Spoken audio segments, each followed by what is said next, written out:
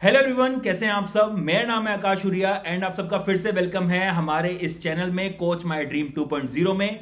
आज जो हमारे साथ शख्स हैं ये कोई मामूली शख्स नहीं है, क्योंकि इन्होंने सिर्फ एक एग्जाम क्वालिफाई नहीं किया है, ये अब तक 5 एग्जाम फोड़ चुके हैं। फर्स्ट इन्होंने जो एग्जाम निकाला है वो है नर्मदा वाटर डेवलपमेंट कॉर्पोरेशन का। फिर उन्होंने निकाला है Andhra Pradesh public service commission में as an assistant engineer in irrigation department, उसमें ये रैंक 2 है। उसके बाद इन्होंने निकाला आरआरबी जेई का, उसके बाद एमसीडी में सेक्शन ऑफिसर बने एंड फाइनली अब ये काम कर रहे हैं as an assistant engineer in PWD Uttarakhand. तो तस्दीक जी, सबसे पहले आपका बहुत बहुत वेलकम है। एंड मुझे ये बताइए, क्या आपने ऐसा चीज खाई जिसके बाद आपने इतने सारे एग्जाम क्वालिफाई कर दिए, क्योंकि 5 एग्जाम निकालना कोई मामूली बात तो नहीं है। Thank you Akash for having me here. मैं इस पर यही कहना चाहूँगा कि इस सब में बस कुछ नहीं, लगातार प्रैक्टिसिंग करते रहे, पेपर देते रहे और होता गया। मतलब कंटिन्यूस रहा प्रोसेस कि यहाँ कहीं मतलब अपना कुछ अचीव करना है, दैट्स ऑल, और कुछ नहीं बस। लेकिन ये बस मेहनत करते रहना चाहिए बार बार। तो मैं डीप डाउन जाऊंगा इसमें जरूर ये जानने के लिए कि आपने ऐसा क्या क्या किया कि आपके 5 एग्जाम निकल गए, क्योंकि बच्चे कई साल तक लगे रहते हैं जिनका उनका एक भी एग्जाम नहीं निकल पाता। लेकिन रियली यार, मैं खुद सरप्राइज था। ये मेरे साथ ट्रेनिंग में मेरे रूम पार्टनर थे, मुझे खुद नहीं पता 5 एग्जाम क्वालिफाई करके बैठे हुए हैं ये। तो तस्दीक जी, प्लीज बताइए आपने बीटेक कहाँ से किया, आपकी लाइफ कैसी थी।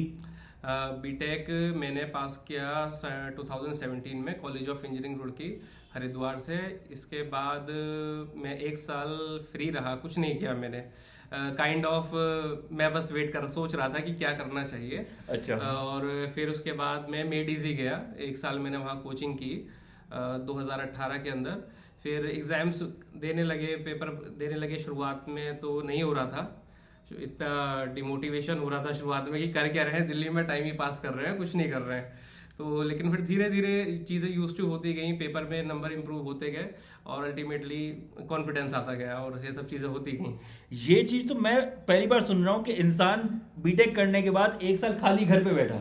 मतलब आपको मतलब तैयारी कुछ नहीं करी, आप सिर्फ खाली घर पे बैठे और आपने अपने ऑप्शंस एक्सप्लोर किए कि आपको जिंदगी में करना क्या है। मैं इवन मुझे याद आ रहा है 2017 में मैंने एसएससी का एग्जाम भरा था। अच्छा। लेकिन मैं देने नहीं गया था। Reason behind, I was not confident enough कि मैं दे पाऊंगा। उस समय नहीं था मुझे कॉन्फिडेंस। तो बस मैं सोच रहा था कि क्या किया जाए, प्राइवेट किया जाए, गवर्नमेंट जाया जाए।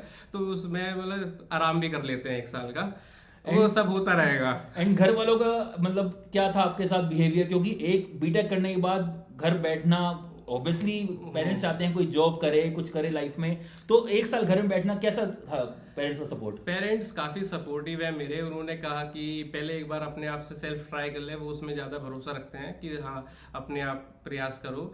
लेकिन उस दौरान मैंने समझा कि बात नहीं बन पा रही है, वो कंपटीशन को नहीं झेल पाएंगे घर बैठ के। मैं इतना स्मार्ट भी नहीं था। तो मुझे लगा कि हाँ कोचिंग की मदद लेनी चाहिए। अच्छा। एक साल मुझे ये सोचने में लगा कि हाँ कोचिंग में जाना चाहिए काइंड ऑफ। ओके। चलो, ये भी बढ़िया है कि आपने पूरा एक साल लिया, अब ये डिसाइड कर लिया कि आपको करना क्या है। चलिए, तो आपने 2018 में कोचिंग करी मेडिजी से, दिल्ली से, एंड उसमें आपका एक साल में सिलेक्शन नहीं हुआ। उसके बाद एक और आपने एक साल दिया अपने आप को तैयारी करने के लिए। तो ये सब चलो हम बातें थी आपके सक्सेस की, आपने कैसे किया। आपके पहले मुझे बताइए फेलियर्स के बारे में, क्योंकि फेलियर्स सबको मिलते हैं। ऐसा नहीं है कि खाली पहले अटेम्प्ट में सक्सेस मिल जाता है, कईयों को हो सकता है लकी हो उनको मिल जाए, लेकिन फेलियर्स जो है वो बताने जरूरी इसलिए हैं क्योंकि मैक्सिमम बच्चे जो ये देख रहे होंगे वो शायद अपनी लाइफ से बहुत ज्यादा परेशान होंगे कि उनको सक्सेस नहीं मिल रहा है। Failure is a blessing in my terms. सबसे फेलियर ने ही सारी मेरी जिंदगी बदली। मैं उस फेलियर का आज तक शुक्रिया अदा करता हूँ। जो जिंदगी का सबसे पहला फेलियर मेरी लाइफ में आया वो था इंजीनियरिंग सर्विसेज का एग्जाम 2019 का। मैंने बहुत मेहनत की थी, बहुत ज़्यादा, 12 मतलब घंटे, जितना मैं अपनी लिमिट पे पहुंच सकता था। I tried my best. लेकिन अल्टीमेटली मेरा एक्यूरेसी लेवल बहुत हाई हो गया था। लेकिन मैंने उस समय कुछ रिस्क नहीं लिया था, तो मेरा सिलेक्शन नहीं हुआ उसमें। फिर क्या प्री नहीं निकला या प्री नहीं निकला? अच्छा, प्री नहीं निकला, प्री में ही सिलेक्शन नहीं हुआ। लेकिन उसके बाद उस प्री के ना होने से मेरा सब में सिलेक्शन हुआ। अच्छा। वो प्री इज अ ब्लेसिंग जिसमें मेरा नहीं हुआ। वो कैसे हुआ? उस समय बिहार का एक लड़का था लखीसराय का, उसकी रैंक 1 आई थी और वो हमारे क्लास में आया था, मतलब अपना एक्सपीरियंस शेयर करने के लिए। रैंक 1 इन ईएससी? हाँ, ENESC। He was from Bihar Okay, at that time, from Lakhisarai. I don't remember the name, but he was from Bihar. तो मैं फिर रूम पर गया, मैंने उसका इंटरव्यू सुना बी सिंह सर के साथ। तो उसने इतनी अच्छी बात कही, तो वो बात मेरे अंदर आ गई और वो फिर सब चेंज हो गया। क्या बोला उसने कि रीजन बिहाइंड मेरा near about cut off 200 something गया था और मेरे नंबर 190s में थे कहीं। और मेरा अटेम्प्ट मात्र 40% to 50% रहा था, लेकिन मेरा एक्यूरेसी लेवल बहुत आया था। मतलब मैं एक्यूरेसी पे ध्यान देता रह गया, मतलब कंजर्वेटिव थिंकिंग है कि मेरी। लेकिन जब उसने बताया कि उसने किए हैं 250 में से 230 क्वेश्चंस। अच्छा। और दैट टू उसके जो नंबर आए वो अराउंड कट ऑफ से ज्यादा नहीं थे, थोड़े से ज्यादा ही थे बस। तो मतलब मान लीजिए 250, मान लीजिए, एग्जैक्ट तो मुझे याद नहीं फिगर। तो मुझे रियलाइज हुआ कि मैंने करीबन 100 क्वेश्चन किए, 100 से 110 क्वेश्चन किए और मेरे 190 आए। उसने 230 किए, मतलब मुझसे तकरीबन 100 क्वेश्चन ज्यादा और नंबर कुल 50 एक्स्ट्रा आए। हाँ। तो उससे मुझे समझ में आया कि मैंने रिस्क बिल्कुल नहीं लिया, उसने रिस्क लिया था। तो फिर मैंने वो आदत अपने में डाली। मतलब उसका अटेम्प्ट लेवल अप्रोक्सी 95% था। और मेरा अटेम्प्ट लेवल था समवॉट 50%। तो मैं उसके बराबर कुल 50 नंबर से पीछे रह जा रहा हूँ। तो काइंड ऑफ इसमें गलती मेरी है कि मैंने अपनी लिमिट्स को एक्सीड नहीं किया, रिस्क नहीं लिया था।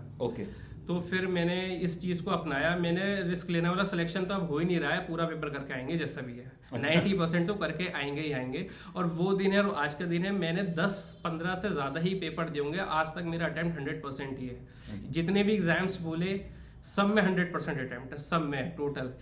इवन यूके PWD में 6 कितने अराउंड क्वेश्चंस थे वी आर उसमें 300 का वो थे। हाँ, 180 360 about we have 660 questions. My attempt was 660 questions out of 660 questions. ये तो बहुत मतलब पहली बार मैंने किसी से सुना है कि जो ये बात बोल रहा है। RRB 100% attempt, all the SSCs 100% attempt. उसके बाद मैंने ESC प्री क्वालिफाई किया, मेंस भी दिया, उसमें भी 100% attempt. Even Andhra Pradesh 100% attempt, that उसकी वजह से मेरा रैंक 2 भी पहुंचा था 100% की वजह से। मैं इसके बारे में और जानना चाहूंगा, क्योंकि ये चीज मतलब नॉर्मल चीज नहीं है।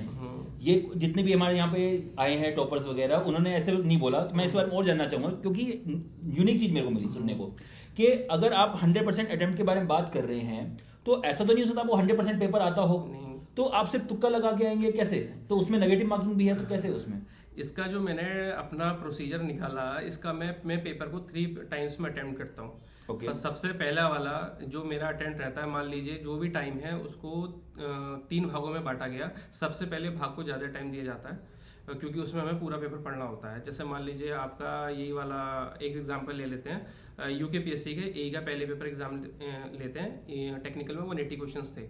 तो फर्स्ट 3 घंटे का एग्जाम था। तो फर्स्ट घंटे, पहले घंटे के अंदर मैं पूरा पेपर मेरे को रीड करना है पूरा, और जो फर्स्ट इंस्टिंक्ट में आंसर आ गया वो मुझे गोला भर देना है। अच्छा, क्योंकि वो मेरे अंदर इनबिल्ट है। हाँ, वो मैंने तुरंत मार दिया। वो मतलब मुझे रिकॉल भी नहीं हो रहा, लेकिन मुझे आभास सा भी लग रहा है ना कि, तो उसको मैंने नोट डाउन कर लिया। लेकिन जो मेरे तुरंत स्ट्राइक करेगा कि यही आंसर है, तो उसको तो तुरंत मार दिया। तो उससे क्या नंबर ऑफ क्वेश्चंस मेरे रिड्यूस हो गए। 180 से मान लो 180 में से 80 क्वेश्चंस ऐसे होते ही हैं जो आपको फर्स्ट अटेम्प्ट में आते हैं, वो बिल्कुल इजीएस्ट बनाए जाते हैं। तो उससे एक तो पहले ही घंटे में आपने 80 क्वेश्चन अटेम्प्ट कर दिए। रीडिंग स्किल बहुत फास्ट होनी चाहिए। आपको किसी क्वेश्चन के बारे में सोचना ही नहीं है ये क्या है, आता है ठीक, नहीं आता है तो ठीक, सेकंड थॉट नहीं देना है क्वेश्चन को, तुरंत हमें आगे बढ़ जाना है। आंसर आए ठीक, नहीं आए ठीक।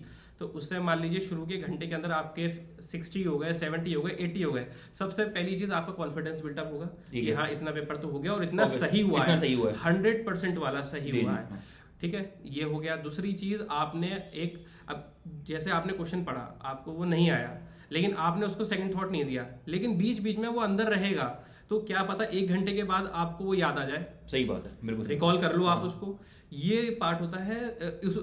कुछ क्वेश्चंस ऐसे होते हैं जिसमें हमें 2 ऑप्शंस तो पक्का पता होता है नहीं होने वाले हैं, तो उनको हाथ काट दिया कि ये दोनों तो हो ही नहीं सकते। बिल्कुल बीच में लाइन खींची, ज्यादा कटिंग नहीं की, बस बीच में खींच दिया। एलिमिनेशन मेथड भी साथ साथ चल रहा है, लेकिन सेकंड थॉट नहीं देना। फर्स्ट थॉट में जो जो आपके माइंड में आ रहा है वो आपको करते जाना है। तो ये मैं करता था, इसे हो गया। अब पहला घंटा हो गया, मेरा क्वेश्चन अच्छा खासा अटेम्प्ट हो गया और एक बार पेपर की पूरी रीडिंग भी हो गई, तो थोड़ा कॉन्फिडेंस बिल्टअप हो गया, इतना पेपर हो गया। अब आता है दूसरा घंटा, टाइम बाउंड चलता है सब कुछ, बहुत तेजी, मतलब पेपर पे दौड़ना है। हाँ, मतलब पेपर देखना नहीं है, दौड़ना है पेपर पे। सही बात है, टाइम हाँ, आउट, सही बात है, बिल्कुल टाइम ही नहीं बिल्कुल किसी भी चीज का। अभी एक फनी स्टोरी बताऊंगा इसके ऊपर में। तो सेकंड अटेम्प्ट में, अब जैसे अब सेकंड अटेम्प्ट चल रहा है, अब इसमें आपको जैसे फर्स्ट अटेम्प्ट में मैं फॉर्मूले भी लिख दिया करता था, जैसे मान लीजिए सॉइल का क्वेश्चन है तो SE=GWC भी लिख दिया मैंने, सॉल्व नहीं किया उस समय। अच्छा, फर्स्ट मतलब फर्स्ट टाइम में आपने सिर्फ और सिर्फ जो मेरा पहला थॉट आया, फैक्चुअल बेस्ड जो क्वेश्चन हो गए या फिर जिसको मतलब आपको बिल्कुल सोल्व ना करना पड़े, वो उसको बस टिक मार और फॉर्मूला भी लिख दिया जो पहला थॉट आया कि हाँ ये इससे हो जाएगा, लेकिन अभी टाइम नहीं है, ठीक है, मैं पहले पूरा कर दूंगा।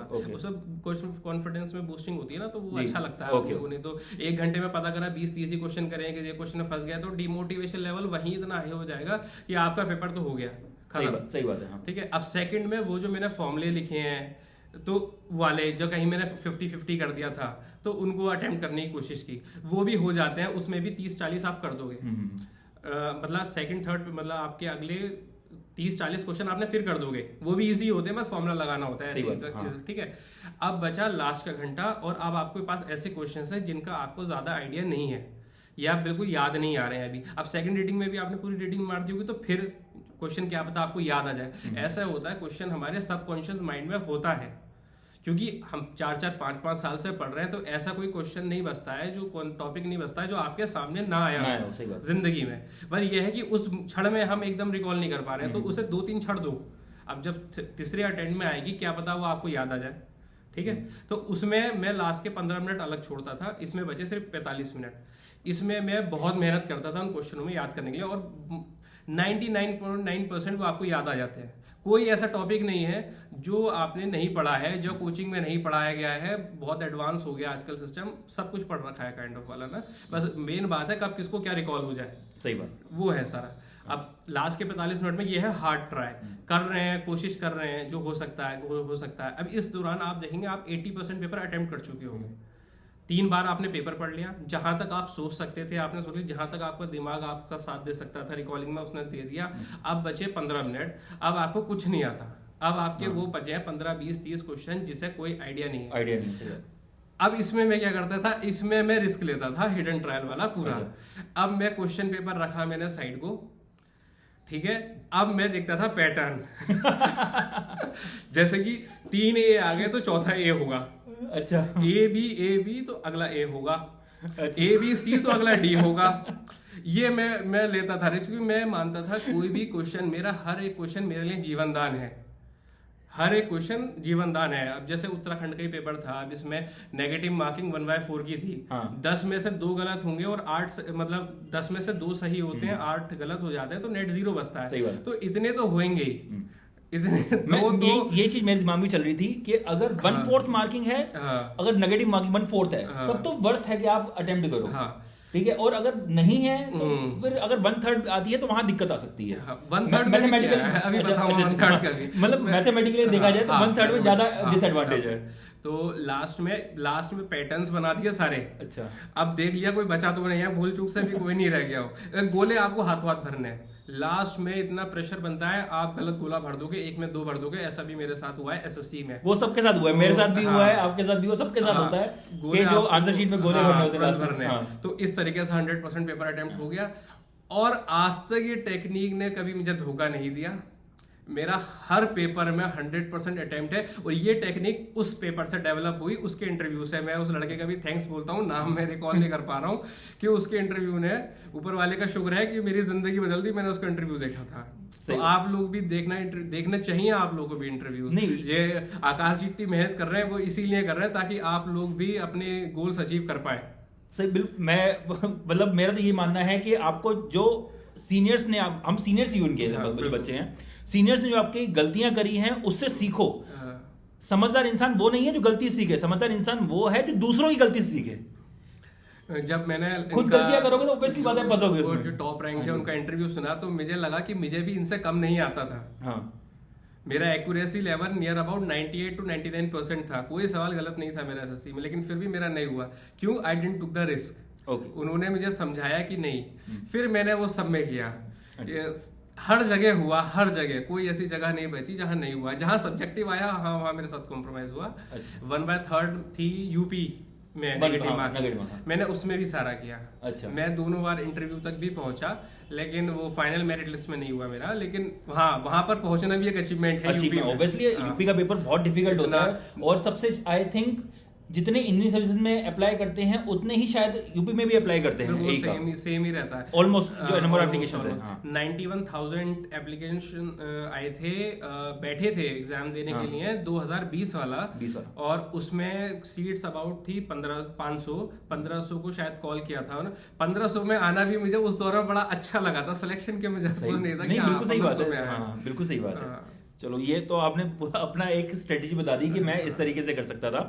चलिए अब नेक्स्ट मुझे बताइए कि आपकी पढ़ने का तरीका क्या था, कि आप कैसे पढ़ते थे। आपने बताया कि आपने कोचिंग करी है।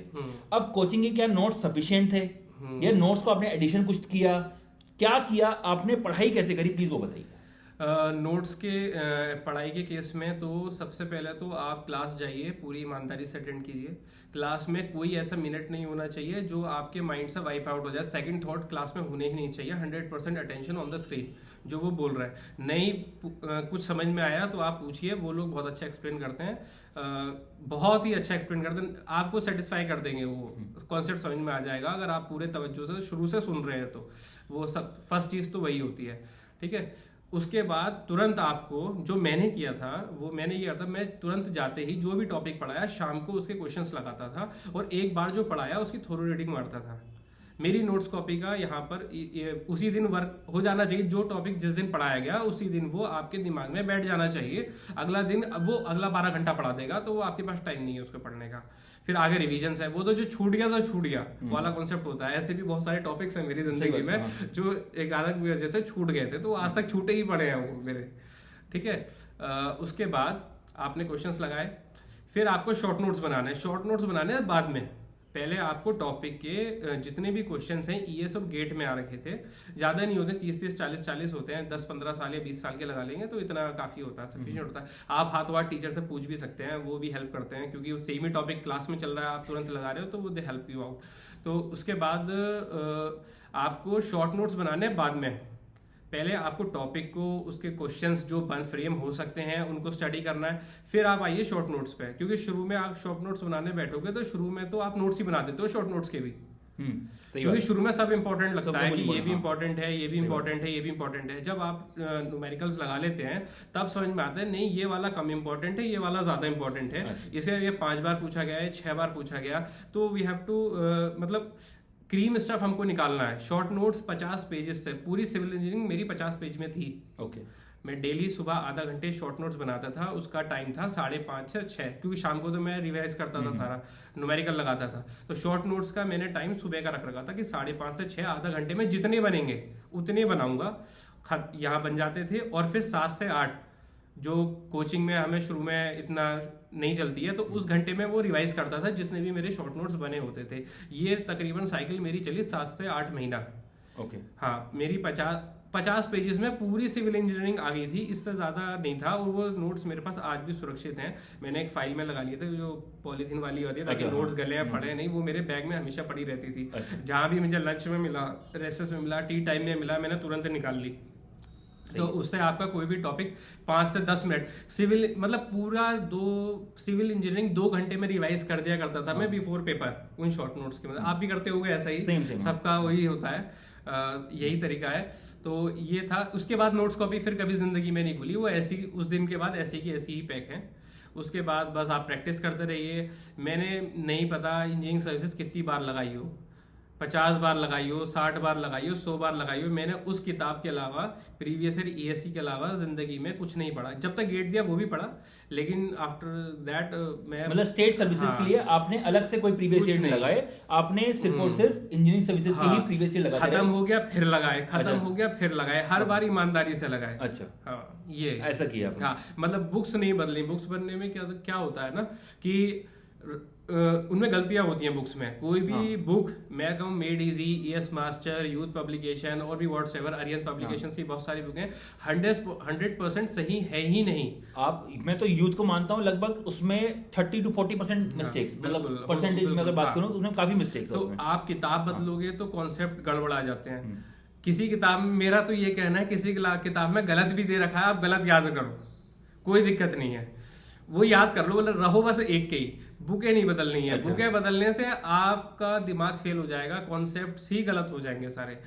एक किताब पकड़ो, उसका गलत भी याद कर लो, सही भी कर लो, वो आप गलत ही पकड़ लेते हो जब आप इस तरीके से पकड़ते हो। मैं तो सब करेक्शन कर दिया करता था अपने हाथ से कि ये यहाँ गलती हो गई है, ये यहाँ गलती हो गई है। वो क्यों कर पाता था? क्योंकि मैं एक ही बुक को फॉलो करता था। इस बार नहीं आया, अगली बार थोड़ा माइंड और शार्प हो गया, अगली बार पकड़ ली, उससे अगली बार नहीं हुआ, अगली बार और शार्प हो गया, उससे नहीं मुझे समझ में आया तो टीचर के पास, टीचर ने बता दिया हाँ यार ये गलत, इसमें गलत है, यहाँ पर ऐसा होगा, ऐसे होगा, अगली बार हम सही कर देंगे। तो इस तरीके से बुक्स भी नहीं बदलना होता है। अपनी बुक्स मतलब चूज कीजिए, बेस्ट तो वही है 20 ईयर्स जो भी आप पेपर अपना एम कर रहे हैं उसका 20 ईयर्स उठाइए और उसको 30, 40, 50 जितनी बार मैं कहूँ जो उसमें आप में लगा सकते हैं उतना आप लगाइए। वो मतलब पूरी डिजाइन चाहिए। हाँ, वही मैंने किया। अच्छा। मुझे रट भी नहीं पाया, मैं हर बार सॉल्व ही करता था। ये भी एक मेरा रूल था। ऐसा होता है कि आंसर रट जाते हैं, मुझे पता है आंसर ये है, लेकिन फिर भी मैं I try on my copy की हाँ ऐसे ऐसे ऐसे ऐसे, ताकि वो मेरा प्रोसेस में रहे, माइंड वर्क करता रहे उस चीज को। एक आप कोचिंग के बारे में बता रहे थे, अब तो जरूरत ही नहीं इनको कोचिंग की, पूरा ऑनलाइन में पढ़ाना शुरू कर दे रहा हूँ मैं। बिल्कुल पूरे रोज इनके लिए लेक्चर्स डालता हूँ। हाँ, आप लोग आकाश को फॉलो कीजिए, ही is working really very hard for you guys ना, और हम सबको भी टाइम निकलवा के he is really working very hard for you guys. And अब आपने मेरे को बताया कि आपने शॉर्ट नोट्स बनाए थे। हाँ। अब शॉर्ट नोट्स मतलब आपने पढ़ा वो चीज, हाँ। उसका P/Q लगाए। हाँ। तो शॉर्ट नोट्स कितने दिनों बाद आपने वो बनाए, मतलब एंड में जाके बनाए, कैसे बनाए वो? रेगुलरली मैं बता 6 से 7-8 महीने, सुबह का आधा घंटा बस इसी काम का था। अच्छा, आधा घंटे से 31वां मिनट नहीं लगता था। अच्छा, वो बंद करता था। वो मेरा मतलब एक डिसिप्लिन था कि मैं आधा घंटे से ज्यादा शॉर्ट नोट्स के राइटअप को दूंगा ही नहीं, मैं दूसरे नोट्स नहीं लिखूंगा। मतलब P/Q करने के बाद ही बनने हैं। हाँ, वो आपको फिर थोड़ी अंडरस्टैंडिंग लेवल बढ़ जाता है P/Qs करने के बाद। और आपकी लाइफ में टेस्ट सीरीज का क्या रोल रहा? टेस्ट सीरीज का मेरी लाइफ में बहुत अच्छा रोल रहा। उसने भी इंस्पायर किया। आपको बताता हूँ कि ये स्कैम आप लोगों के साथ भी होता है जो मैं बताने वाला हूँ। शुरू में टेस्ट सीरीज में ज्वाइन किया मेड इजी की, तो नंबर बहुत खराब आ रहे थे। 10% भी नहीं आ पा रहे थे। 10-15% मेहनत बहुत की जा रही थी, लेकिन रिजल्ट बिल्कुल 0 आ रहा था काइंड ऑफ ना। 10% मतलब 50 नंबर पेपर तो 5 नंबर या 5 से 10 ही रेंज है ये। मान लीजिए इससे ज्यादा तो आ ही नहीं पा रहे थे, और दिन रात मेहनत कर रहे थे, नई रिवाइज भी कर रहे थे, और भी सब्जेक्ट रिवाइज करने थे, टाइम नहीं मिल पा रहा था। शुरू में लोड बहुत होता है क्योंकि शुरू के 6 महीने में किया था। नंबर पूरा दिन डिप्रेशन में कट जाता था कि हम कर क्या रहे हैं। उस समय तो एक क्वेश्चन आ जाता नया टेस्ट सीरीज के बाद, तू दिल्ली में कर क्या रहा है? टेस्ट सीरीज एक क्वेश्चन और देके जा रही है। क्योंकि क्लास में ऐसे भी थे जिनके 40-45 भी आ रहे हैं 50s में से, और हमारे 5 या 10 आ रहे हैं, तो सेल्फ डाउट इतना बढ़ जाता था। वो दिन, उससे अगला दिन पूरा बर्बाद। तो 1-2 टेस्ट मैंने दिए, फिर मैंने ड्रॉप कर दिया कि मैं टेस्ट सीरीज नहीं दूंगा। बेटर है कि मैं वो 2 दिन बचा के, जो मेरा डिप्रेशन है वो सब बचा के, मैं प्रीवियस ईयर क्वेश्चन ही रिवाइज करूंगा उस दिन पूरे दिन। अच्छा। उसी सब्जेक्ट के करूंगा। आज सॉइल का टेस्ट है, मैं तो सॉइल के P/Q पूरे लगा दूंगा, सुबह से लेकर शाम तक, रात के 12 बजे तक बैठ के उनको लगा दूंगा। और दूसरा मेरा एक नजरिया ये भी आया कि टेस्ट सीरीज हार्ड बनाई जाती है। तो हार्ड होती है। उस समय हमारा लेवल इतना डेवलप नहीं होता है, तो मेरे लाइफ में वो नेगेटिव, सबका अलग अलग हो सकता है। For me it was giving a negative role to me. मैं नहीं कर पा रहा था, तो मैंने ड्रॉप कर दिया। तो टेस्ट सीरीज लगाना ही बंद कर दिया आपने? हाँ, मैंने जिंदगी में फिर टेस्ट नहीं दिया, 2 टेस्ट दिए हैं। अच्छा। नहीं, शुरू में जो भी सब्जेक्ट्स के थे। आपका जो एक्सपीरियंस है सेम मेरा भी ऐसी एक्सपीरियंस रहा कि जो स्टार्टिंग मेरे नंबर कम है, सब ऑब्वियस सबके नंबर आते हैं, और आप देखते हो कि आपकी रैंक आ रही है कहाँ पे, हजारों में। फिर ये होता है क्या करें। फिर मैंने एक चीज करना शुरू करी, मैंने टेस्ट ऑन किया, टेस्ट बंद कर दिया, टेस्ट सबमिट कर दिया, ताकि मेरे दिमाग में आई ना मेरी रैंक कितनी आई है।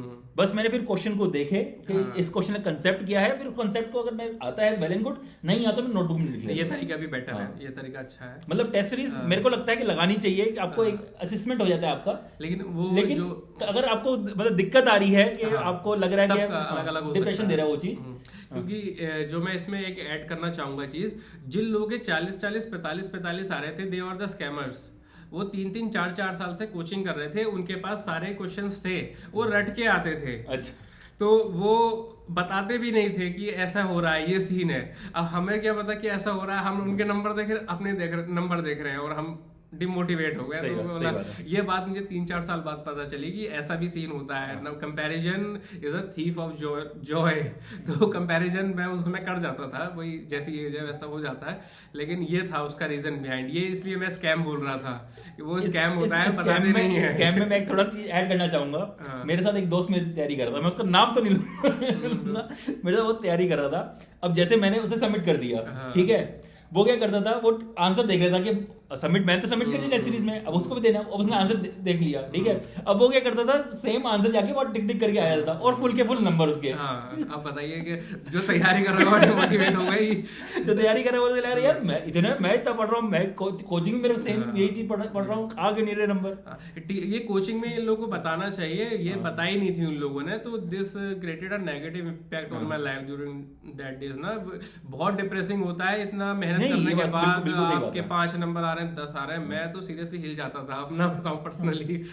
नहीं, ये बात बिल्कुल सही कह रहे हो कि मैंने भी ये बात बोली है कि नंबर तो देखने ही नहीं है टेस्ट सीरीज में कितने आ रहे हैं, आप सिर्फ कंसेप्ट देखो कि आपको कंसेप्ट आता है या नहीं आता। आता है वेल एंड गुड, नहीं आता, कोई नया कंसेप्ट मिला है, उसको तुरंत अपने शॉर्ट नोट्स में ऐड कर दो। Keep on updating your short notes, इसका अलग बना लो एक टेस्ट सीरीज में। आपका आया उसमें अपने नॉर्मल वालों में ऐड नहीं करो, 2-4 पन्ने अलग से रख लो। एग्जैक्टली, उससे ज्यादा जी। और आपने सिर्फ कोचिंग के नोट्स पढ़े या फिर जो हमारी टेक्स्ट बुक्स होती हैं वो भी आपने कवर करी। जैसे अगर मैं बात करूं कि हम इरिगेशन की बुक होगी हमारी, मेरे को नाम तो अभी याद नहीं आ रहा, एस के गर्ग है, बहुत अच्छी बुक है। सोइल की हमारी बीसी पुनमिया है, कि ये बुक्स भी आपने पढ़ी साथ साथ? नहीं, मैंने अपना बिल्कुल क्लियर रखा ना मैंने टीचर बदले, ना मैंने बुक्स बदली, ना मैंने तरीका बदला। ये सबसे जरूरी है। अगर आप बदलते रहोगे तो आप बदलते ही रह जाओगे, किसी में कॉन्फिडेंस आएगा नहीं। किसी के गलत को भी सही मानना हमें पड़ेगा। अगर मान लो उसने 100 चीज़ हमें बताई और एक चीज़ हमें गलत बता दी, तो उस एक को गलत आप एक्सेप्ट कर लो। मतलब अपना क्या बोलते हैं, लेवल ऑफ, मतलब क्या बोलते हैं उसको, अपना उसको एक्सेप्ट कीजिए आप। अब उस एक सवाल के चक्कर में आप बदलते रहेंगे, वो गलत है। मैंने ना टीचर्स बदले, ना अपना तरीका बदला। बुक भी मेरी प्रीवियस ईयर ईएससी रही और शुरू में गेट भी रही थी, जब तक मैं गेट ईएससी के देता था वो भी रही। और मैंने फिर वही रिपीटेशन किया, कुछ नया एड ऑन किया ही नहीं, ना कोई नई बुक रेफर किया, ना कुछ किया। कुछ गलती, कुछ चीज समझ में आए तो आप टीचर से डायरेक्ट पूछिए, वो आपको बताता है हाथों हाथ। नहीं, ये बात तो आपने बिल्कुल सही कही कि देखिए, जो आपसे पैसे ले रहे हैं ना पढ़ाने के लिए, ये काम उनका है, वो डिफरेंट बुक्स को रेफर करें और आपको सारा कंटेंट कंसाइज करके आपको दें। ये काम आपका नहीं है। हाँ, अगर आप सेल्फ स्टडी कर रहे हो तो ऑब्वियसली आपको करना पड़ेगा, ठीक है। उसमें भी मैं बोलूंगा कि अगर सेल्फ स्टडी भी कर रहे हो तो जाके किसी कोचिंग के नोट्स उठा लो और सिर्फ उसको पढ़ो। और अगर कोई आपको लगता है कि यार ये चीज वहां छूट जाएगी, जैसे उन्होंने बताया कि कुछ गलत कई चीज, जैसे प्रीवियस बुक में कुछ गलत हो जाता है, तो उसके लिए आपकी टेस्ट सीरीज है, वो कहीं ना कहीं आपकी चीज सही हो ही जाएगी। जब आप इतना लगातार करेंगे तो आपको ज्यादा मतलब स्टडी का, मतलब कहते हैं स्मार्ट स्टडी करनी है, हार्ड स्टडी नहीं करनी है कि पढ़े लगे हो टेस्ट रेफरेंस बुक्स वगैरह पढ़ने में, वो चीज नहीं करनी है। आई गेस आपके पास हैं गाइडेंस देने वाले, आपको खुद ही एहसास हो जाएगा ये बुक में गलत दे रखा है। आप टीचर के पास जाओगे, वो करेक्ट कर देगा। होती है टाइपिंग में मिस्टेक्स हो जाती है, कुछ भी हो जाता है, वो उनको भी पता होता है, वो तुरंत करेक्ट कर देते हैं कि बेटा नेक्स्ट ईयर हम करेक्ट कर देंगे, आप इसको ऐसे नहीं ऐसे कर लो। और ये डाउट्स भी उन्हें ही आते हैं जो पढ़ता है। हाँ, सही बात। आप लोग ये वीडियो देख रहे हो तो मैं पूरी उम्मीद करता हूँ आप लोग जेन्युइन तरीके से तैयारी कर रहे हो, तो आप लोग भी पहचान जाओगे।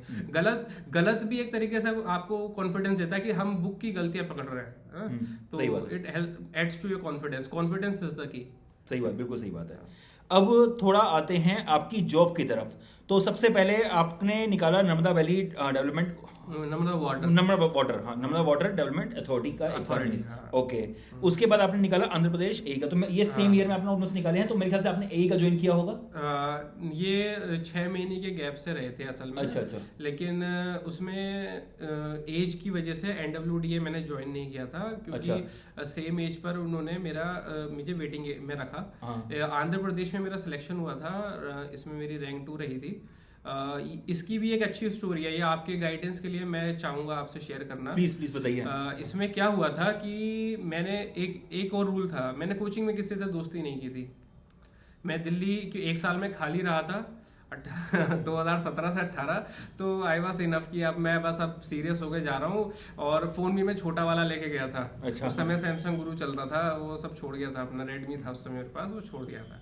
तो वहां पर जाकर मैंने 6 महीने किसी से बात ही नहीं की। मेरा बस एक रूममेट था, that was enough for me कि हाँ 2-4 बातें कर ली, सब दोनों ने मिलकर पढ़ लिया। लेकिन जब हम सवाल करते थे, स्ट्रक्चर के फैकल्टी थे, तो वहां पर जो क्राउड मिलता था वो क्रीमी क्राउड होता था। कैसे कि जब आप बाद में क्वेश्चन पूछने जा रहे हो तो वहां पर क्वेश्चन वही पूछने जाता है जो कमरे पे मेहनत कर रहा है अपने। एग्जैक्टली है ना, ये तो है। वहां पे भीड़ क्वेश्चन नहीं पूछ रही है जो आप क्लास के बाद पूछने जा रहे हो। तो वहां पर मेरी 2 लड़कों से दोस्ती हुई थी, Vara Prasad Vudumuru and Manjeet. They both were from Andhra Pradesh. तो दे बिकेम माय फ्रेंड्स, क्योंकि उसके लेवल ऑफ डाउट, मेरा level of doubt, they were used to same. तो वी हैड अ वाइब कि हाँ कि चलो ये भी मैं हार्ड वर्किंग है, मैं भी, तो we are for mutual benefit कि हम मिलके कोई एक दूसरे से भी पूछ सकते हैं।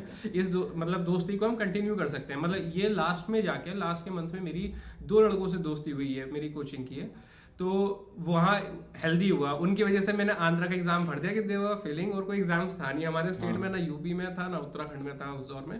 तो मैंने बोला चलो प्रैक्टिस हो जाएगा, मॉक दे देंगे, इस बहाने आंध्र प्रदेश घुमाएंगे काइंड ऑफ। तो वो मैंने भर दिया था। तो ऐसे ही इसके सिलेक्शन का हुआ। मैं फिर उन्हीं के यहाँ गया, they help me a lot. बहुत अच्छे लोग होते हैं आंध्र प्रदेश के, तो उन लोगों ने मेरी बहुत मदद की, उन दोनों ने। और उनमें से उनका भी सिलेक्शन हुआ था इसमें। अच्छा। हाँ, इसमें इनका भी हुआ था। तो ऐसे ही आंध्र प्रदेश का सिलेक्शन हुआ था मेरा। अच्छा, ओके। ये रीजन क्या है ये सब बताने का, आप फ्रेंडशिप पर कंट्रोल रखिए, अपना एम क्लियर होना चाहिए किस रास्ते। उस रास्ते में एक वो है, अकेला ही चला था जानिबे मंजिल मगर लोग मिलते गए, वो काफिला बनता गया। तो ये वाला कॉन्सेप्ट, आप अकेले चलिए, जो आपके लायक हैं वो आपके साथ खुद ब खुद अटैच हो जाएंगे, आपको ढूंढने की जरूरत नहीं है। ये बात तो बिल्कुल सही कह रहे हो। अगर आप अकेला रहना मतलब अकेले रह सकते हो तो उससे बड़ी कोई ताकत है नहीं, क्योंकि मैक्सिमम लोग लोनलीनेस की वजह से मर जाते हैं। अरे यार कोई है नहीं बात करने के लिए, और आपको बात करनी क्यों है यार, अपनी तैयारी करो, बस टाइम ही है बात करने के लिए। उस दौर में करनी भी नहीं चाहिए, उसके बाद बहुत टाइम मिलेगा। सही बात है। तो आपने फिर एई का ज्वाइन किया वहां पर? एई नहीं किया था, कोरोना आ गया था, क्योंकि मेरा इसका ज्वाइनिंग लेटर आया था 2020 में जुलाई में। अच्छा। और कोरोना पीक सीमा पे था उस समय। तो मैं फैमिली मेंबर्स और सब काफी डरे हुए थे कि 2000 किलोमीटर कैसे जाएगा। आई एम फ्रॉम उत्तराखंड ना, तो उस समय हमने ज्वाइन नहीं किया, और तेलुगु स्पीकिंग स्टेट था, कोई जानने पहचानने वाला नहीं था, तो आई डिडंट ज्वाइन। मतलब एई का एग्जाम निकालना और उसको ज्वाइन ना करना यार, ये तो। हाँ। दूसरा क्या था, मेरा यूपी का पेपर थोड़ा अच्छा हो गया था। अच्छा। तो कि मैं भी कॉन्फिडेंस में था, भाई फैमिली भी कॉन्फिडेंस में थी कि हाँ अब इतनी दूर जाएगा, कोई है नहीं, यूपी में हो ही जाएगा इसका। अच्छा। तो मतलब ऐसा अंदर से वाइब्स आ रहे थे मुझे कि हाँ छोड़ो ये वाला ड्रॉप करते हैं। और जब यूपी में नहीं हुआ फिर डिप्रेशन में आ गए होगे यार कि अरे यार मैं तो वो एई छोड़ दिया और यहाँ पे नहीं, मेरा रेलवे में हो गया था। अच्छा, रेलवे में मतलब जॉब्स तो थी मेरे पास, ऐसा नहीं था। और उसमें भी 1 साल का, रेलवे में भी मेरे पास 1 साल का ट्रेनिंग पीरियड था आरआरबी जेई में। तो मैं उस समय भी पढ़ता रहा, पढ़ाई तो मैंने आज तक मतलब जब तक यहाँ तक सिलेक्शन हुआ फुल लेवल पे कंटिन्यू रखी। अच्छा। तो बस ठीक रहा कि चलता रहा। तो आपने एई ना ज्वाइन करके आरआरबी जेई ज्वाइन किया था। ओके। तो आरआरबी जेई में आपने कितने साल काम किया? आरआरबी जेई 3 साल 10 महीने। ओके। मैं अब इसमें और डिटेल में जानना चाहूंगा, क्योंकि आरआरबी का एग्जाम कई बार निकलते रहता है और अभी भी जैसे निकला ही हुआ है। तो अब इसमें आपका एक्सपीरियंस क्या रहा जॉब का? आरआरबी में एक अच्छी प्लेटफॉर्म है, रेलवे एक अच्छा प्लेटफॉर्म ऑफर करता है आपको, और इसमें फ्यूचर ग्रोथ भी अच्छी होती है। जो मेरा सबका पर्सपेक्टिव अलग अलग हो सकता है, पर जिस नजरिए से मैंने रेलवे को जाना उसमें यही सोचा इंडिया में रेलवे से अच्छा जॉब अपॉर्चुनिटीज कोई ऑफर नहीं करता है, और कैरियर ग्रोथ अपॉर्चुनिटीज भी रेलवे से ज्यादा अच्छी नहीं करता है कोई भी। तो इसमें हमारे कई डिपार्टमेंट होते हैं इंजीनियरिंग में, वर्क्स होता है, परमानेंट वे होता है, डिजाइन एंड ड्राइंग होता है, और इसके अलावा हमारे पास ब्रिज होता है। तो शुरू में हमें चॉइस दी जाती है कि आपको क्या चूज करना है, और ये चॉइस का सिलेक्शन आपके प्री के रिजल्ट पे बेसिस पे ही हो जाता है। मेंस में आप कुछ भी नंबर लाइए, उससे लेना देना नहीं है, आपका department allotment on the basis of your pre होगा। अच्छा। हाँ। तो इसमें जो था नॉन टेक्निकल मेरा इतना स्ट्रांग नहीं था, तो मेरा जो सिलेक्शन हुआ था खाली परमानेंट वे डिपार्टमेंट में हुआ था। अच्छा, मैंने बस उसका ही कट ऑफ क्लियर किया था, बाकी डिपार्टमेंट्स का मेरा नहीं था। मेंस में मेरे बहुत अच्छे नंबर आए, लेकिन वो मैटर नहीं करता, वो डिपार्टमेंट मेरा शुरू में ही अलॉट हो गया। एसएससी की तरह नहीं होता कि आपका पहला फाइनल सिलेक्शन होगा, उसके बाद आप डिपार्टमेंट लेंगे, एमईएस लेते हैं या सीपीडब्ल्यूडी लेते हैं या फिर बीआरओ लेते हैं, व्हाट्सएवर और भी डिपार्टमेंट्स हैं। तो इसमें प्री के बेसिस अलॉटमेंट हो जाता है, ये बात उस दौर में हमें पता नहीं थी। और इसमें दूसरी चीज़ जो आपको भरना चाहिए एग्जाम, वो आपके नज़दीकी आरआरबी से भरना चाहिए। ओके, ये बात भी हमें जानकारी नहीं थी। नजदीकी आरआरबी से मतलब आरआरबी जोन से कह रहे हैं। जैसे आप घर के पास जॉब चाहते हैं तो आप उसी जोन से भरिए जहां पर आपका घर है। Okay okay. हाँ, लेवल ऑफ कंपटीशन हर जगह सेम ही है। इवन आरआरबी अजमेर में सबसे ज्यादा सीट आई थी और हाईएस्ट कट ऑफ उस दौर में आरआरबी अजमेर का ही गया था। सबने वहीं से भर दिया। सबने वहीं से भर दिया और हमारे घर से दूर भी था, लेकिन उस समय में रियलाइज नहीं था ये सब तरीके से चलता है। तो इसमें जो डिपार्टमेंट्स हैं इसमें सबका अलग अलग टाइप है। जैसे कि मान लीजिए आप फील्ड जॉब में ज़्यादा अच्छे हैं या आप ऑफिस में नहीं बैठ सकते हैं काइंड ऑफ, तो उसमें परमानेंट वे और वर्क्स का डिपार्टमेंट है। ब्रिज के इतने फ्रीक्वेंट साइट्स नहीं होते हैं, ब्रिज रेगुलर इंस्पेक्शंस करता है, कहीं कहीं होते भी हैं लेकिन इतने फ्रीक्वेंट नहीं होते हैं। और डिजाइन एंड ड्राइंग तो बिल्कुल कंप्लीट ऑफिस जॉब है। तो हाँ, बिल्कुल कंप्लीट ऑफिस जॉब है। तो वर्किंग इसमें 24/7 रहती है, क्योंकि ये तो है। रेलवे में आपकी वर्किंग तो बहुत ज्यादा है। कभी भी आपकी कॉल आ सकती है कि यार गाड़ी नीचे उतर गई है। Passenger comfort is the ultimate and safety is the top most priority. उससे कॉम्प्रोमाइज नहीं होगा, जो भी आपका होगा वो कंपेंसेट कर दिया जाएगा अलग से, लेकिन उनके साथ कॉम्प्रोमाइज नहीं होगा। तो you have to work very hard too, तभी रेलवे का नाम इतना प्रेस्टिजियस है। Everybody prefers railway. Even ESC में भी जब रेलवे की वैकेंसी हटाई थी तो बहुत लोग डिमोटिवेट हो गए। एक तो नंबर ऑफ वैकेंसी बहुत ज्यादा आती है रेलवे से, दूसरा इसमें जो आपको पोस्ट मिलती है बहुत कहते हैं राजा वाली जॉब है। तो ये नहीं, ऐसा तो नहीं है, लेकिन मतलब ये है कि ये काफी रेपुटेड जॉब है। आपको बहुत मजा आता है इस मतलब एक हाई लेवल, मतलब इतने लोगों से मिलना, क्या एक्सपीरियंस, नॉलेज गेन करना, इतने प्लेटफॉर्म्स मिलना अपनी स्किल्स को इम्प्रूव करने के लिए, ये सब आपको काफी मिलता है। और पर्क्स तो हैं ही, अलाउंसेस तो रेलवे के बराबर कोई देता ही नहीं है इंडिया के अंदर। ये बात तो है, मतलब जॉब बहुत अच्छी है। जो आपने कहा कि आपने आरआरबी जेईई के साथ तैयारी करी उत्तराखंड पीडब्ल्यूडी की। हाँ, मैंने तैयारी नहीं छोड़ी थी, क्योंकि तो वो तैयारी करी कैसे, क्योंकि इतनी ज्यादा डिमांडिंग जॉब के साथ तैयारी कैसे कर लिया? हाँ, इसमें क्या था कि शुरू में इसके रीज़न होता है, जब शुरू में हम कोचिंग करते हैं तो हमें उस समय 12-12 घंटे चाहिए होते हैं। लेकिन उस समय जो हमारा जो माइंड होता है वो बहुत छोटा होता है, मतलब हमारी कैपेसिटी इतनी नहीं होती है कि वो, इसलिए हमें 12-12 घंटे चाहिए होते हैं। बाद में रिवर्स हो जाता है, आपको 2 घंटे में वो आप 12 घंटे का काम कर लेते हो, क्योंकि आप कॉन्सेप्ट सारे आते हैं, फॉर्मूले आपको याद हैं, कई बार रिवीजन आप कर चुके हो। अब आपको 12 घंटे नहीं, आपको 2 घंटे मिल जाए तो आप वो 12 घंटे का कवर कर जाओगे। मतलब मैं जो पढ़ाई 2018 में 12 घंटे करता था, वो 2020 में 2 घंटे से सेम लेवल ऑफ रिजल्ट में मैं कर सकता था। तो ये बात समझनी जरूरी है। वक्त के साथ साथ आपका लेवल बढ़ जाता है, तो आपको डिमोटिवेट नहीं होना है कि मेरी अब सर्विस लग गई है तो मैं अब तैयारी कैसे करूंगा, ये नहीं है। आप बहुत आगे आ चुकी हो उस रेस में, अब आपको मात्र 2 घंटे चाहिए वो 12 घंटे का कवर करने के लिए। जो एक नया लड़का बीटेक फाइनल ईयर पास होके कोचिंग करने जा रहा है, जो 12 घंटे 15 घंटे दे रहा है, वो आप 2 घंटे दोगे तो आप उससे ज्यादा अचीव करोगे उस 2 घंटे में। लेकिन आपको डिसिप्लिन होना चाहिए कि हाँ, उस 2 घंटे में मैं किसी चीज को एंटरटेन नहीं करूंगा ना। मैं अब बस सुबह उठो, सुबह के टाइम रश बहुत कम रहता है, कोई आपको डिस्टर्ब भी नहीं करना चाहता है unless it is very emergency. तो आप अपना मॉर्निंग आवर्स लो कि 2 घंटा शाम को या 3 घंटा सुबह या 2 घंटा सुबह, जहां भी आप वक्त निकाल सको। सबका अलग अलग होता है, कहाँ कैसी जॉब कर रहा है वो, उस समय आप प्रैक्टिस करो और वो सेम लेवल रहेगा आपका। आपको बल्कि आप ज्यादा अच्छा, आपके पास पैसे भी आ रहे हैं, आपका थोड़ा सा माइंड भी डाइवर्ट हो जाता है। जिम भी कराए, मैं जिम भी करता था उस दौरान, अपना घूम फिराए, रात में 1 घंटा बैठ गया, सुबह 2-3 घंटे बैठ गया, वो बराबर है। मतलब ये मेरा मानना था। तो जो चीज आप मानते हो वो आपको अंदर से महसूस होती है, तो वो अचीव हो जाता है। सही बात। ये क्या मतलब आपका ये कहना है कि आपको अगर कोई छोटी नौकरी मिल रही है, एक बार वो ले लो। जरूरी नहीं है आपको एई का एम है तो पहले एई नहीं निकल रहा तो कब क्या करें, क्योंकि उत्तराखंड में वैकेंसी शायद 6-7 साल बाद आई है। हाँ बिल्कुल, 2015 के बाद 2021 में आई है। तो अगर तब तक वो नहीं मिला तो कोई छोटी चीज ले लो, साथ साथ तैयारी करते रहो, क्योंकि खाली बैठने से दिमागी परेशान होगा। डिसिप्लिन होना सही चाहिए बात है। कि जब पैसा आता है, पैसे के साथ साथ आपके शौक बढ़ते हैं, तो you have to keep check on yourself कि हाँ ये गलत डायरेक्शन तो नहीं है।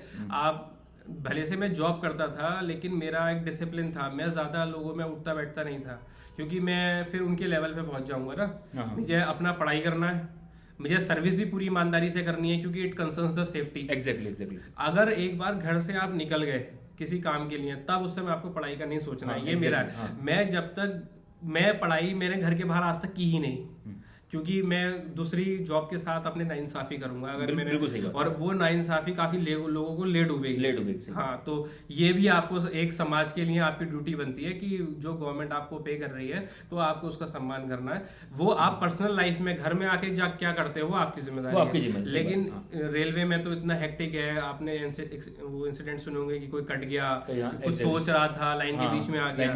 जब आप घर से निकलो तो उस समय सब भूल के निकलो, ये मेरा कॉन्सेप्ट था। हाँ, कभी किसी के सामने पढ़ना नहीं, नजर लग जाती है भाई। ये काफी वो लगेगा आपको कि ये क्या बोलते हैं उसको, रिलीजियस वाली बात हो गई कि अंधविश्वास, लेकिन लग जाती है। दूसरा टोक देता है ना, तो वो दिमाग में एरर हो जाता है। तो मैंने कभी कहीं ना कहीं सबकॉन्शियस माइंड में, अरे वो कोई कह देगा अरे यार लग तो गई है, आराम कर, तैयारी करते रहते हैं, ध्यान नहीं देते हैं। कभी भी मैंने किताब को घर के बाहर नहीं निकाला, 4 दीवारी के अंदर ही किताब रही, और जब मैं बाहर निकला तो किताब को छोड़ के ही निकला, बिल्कुल 100% कि अब ये रेलवे का है।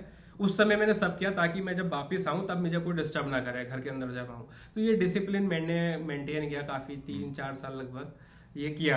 अच्छा, चलो बहुत बढ़िया। अभी ऊपर वाले का शुक्र है कि ये सब हुआ, फाइनली सिलेक्शन हो गया। हाँ, एंड मैं सच बताऊं, मतलब सब में अगर देखा जाए तो इनकी फैमिली में तीन लोग हैं जो गवर्नमेंट जॉब अभी कर रहे हैं। इनके जो बड़े भैया हैं वो भी इस बार यही बने हैं। हाँ। इनके जो बीच वाले भैया हैं वो इस बार उन्होंने भी एग्जाम क्वालिफाई किया है हमारे साथ उत्तराखंड का ही। तो सबसे ज्यादा खुशियां तो मेरे ख्याल से आपके परिवार में ही आई है इस एग्जाम के साथ। ऊपर वाले का बहुत शुक्र है कि उसने इतनी इज्जत दी। एग्जाम ही 2015 के बाद आया, सारे सब एक ही लेवल पे आ गया, और सब एक साथ जब खुशी आई तो छप्पर फाड़ की खुशी आई। बिल्कुल। चलिए, मैं भी चाहूंगा कि बड़े भाई से मैं बात करूं उनसे, क्योंकि उनका भी एक्सपीरियंस कुछ रहा होगा। बिल्कुल, ऑब्वियसली उन्होंने अलग कहीं जॉब करी है, जो उनका तैयारी का तरीका होगा शायद वो आपसे अलग हो। बिल्कुल। तो अगर आप प्लीज उनको बोले हमारे साथ इंटरव्यू करने के लिए तो बच्चों को बहुत फायदा होगा। बिल्कुल। ठीक है तस्दीक जी, आपका बहुत बहुत धन्यवाद, आपने टाइम निकाला हमारे लिए। एंड मैं बच्चों के लिए जो बच्चे यहाँ पे कमेंट करेंगे मैं आपसे वो बात करूंगा, एंड मैं उसके लिए शायद सेपरेट वीडियो बना दूं। अगर आपके मन में कोई भी डाउट है आरआरबी जेईई के रिलेटेड, आपकी वहाँ जॉब कैसी होती है, जो भी होता है आप कमेंट कर सकते हैं। मैं इनको, अगर मेरे को लगा कि सफिशिएंट नंबर ऑफ क्वेश्चंस हैं तो मैं इनको लेके आ जाऊंगा। छोटी वीडियो होगी लेकिन आपको पूरा वर्क एक्सपीरियंस के बारे में ये बता देंगे। Feel free to ask any time whatever question. आप लोगों को इनके साथ जुड़े रहिए, he is working hard for you. तो गाइडेंस बहुत जरूरी है। Exactly. जो एज होती है उसमें इतना पता नहीं होता है। किसी से कोई सीनियर आपको गाइड कर रहा है और आपको पता है कि हाँ इसने अचीव किया है, ही नोज द वे। तो ये इससे आधा सफर तो वैसे ही आसान हो जाता है। कोई रास्ता बता दे, अब खुद रास्ता ढूंढना पड़े तो अलग बात है। कोई रास्ता बता दे कि यहाँ फिर तो आपको चलना तो है खाली। बिल्कुल। रास्ता तो बता ही दिया किसी ने आपको, चलना है, चलना तो आप ही, चलना तो आपको ही पड़ेगा। पर ये है कि गाइडेंस भी बहुत जरूरी है। एग्जैक्टली। देखिए एक इंटरव्यू ने मुझे कहाँ से कहा, वो इंटरव्यू ने मेरी जिंदगी बदल दी है। कितना जरूरी होता है गाइडेंस का होना। ठीक है तस्दीक जी, बहुत बहुत धन्यवाद आपका। Thank you Akash, it was really wonderful experience. Same है, थैंक यू।